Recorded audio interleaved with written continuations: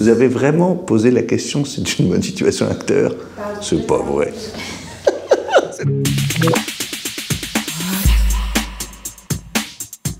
T'es né où et quand?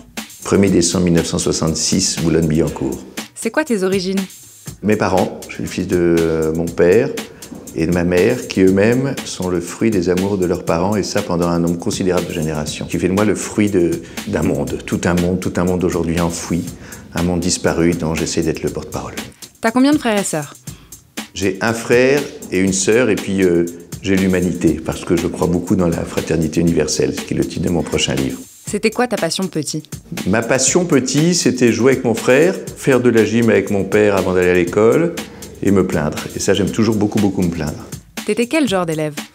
J'étais très bon dans le primaire, dans l'école communale de quartier, puis après, quand il a fallu faire devoir à la maison, ça a été une succession de catastrophes. T'as eu quel bac?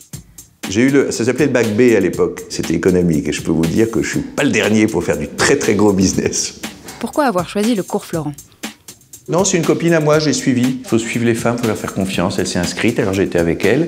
Et puis là, je suis tombé sur Isabelle Nanty qui m'a dit « reste un peu ». Ça fait 30 ans que je reste. C'est vrai que t'as eu un restaurant?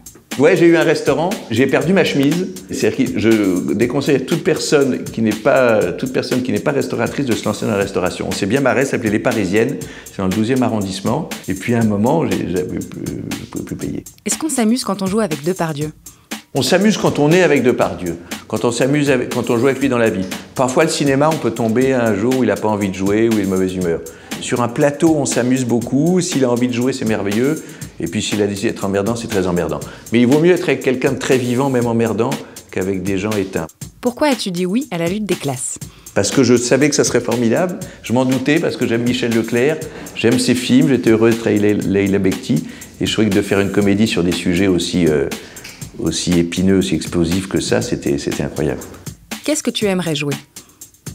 J'aimerais bien jouer des mecs de mauvaise humeur, des joueurs un peu antipathiques, une sorte de flic qui maltraiterait un peu, qui ferait des interrogatoires un peu désagréables, avec un chien solitaire, comme ça. J'aimerais bien faire un peu comme Jean Poiret qui faisait les Lavardins, les films de Claude Chabrol. Des types un peu comme ça, où il y a un mec sur les routes, ou un représentant de commerce qui en est marre. Tu fais quoi après cette interview? Alors là, je vais avoir un grand moment de solitude et de souffrance en vous quittant, en me disant qu'est-ce que j'ai raconté. Quand on est là, on fait le petit malin, on se regarde, on s'amuse. Donc je vais avoir une petite descente, bien sûr, et puis de parler à la caméra au lieu de parler à un être humain, c'est toujours très désagréable.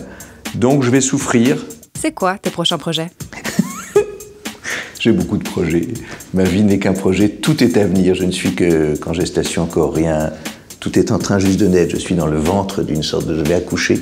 Et alors venez me voir parce que je joue au Théâtre Antoine un très beau spectacle que je suis en train d'écrire en le répétant, qui s'appelle Les élucubrations d'un homme soudain frappé par la grâce. Cet homme, c'est moi.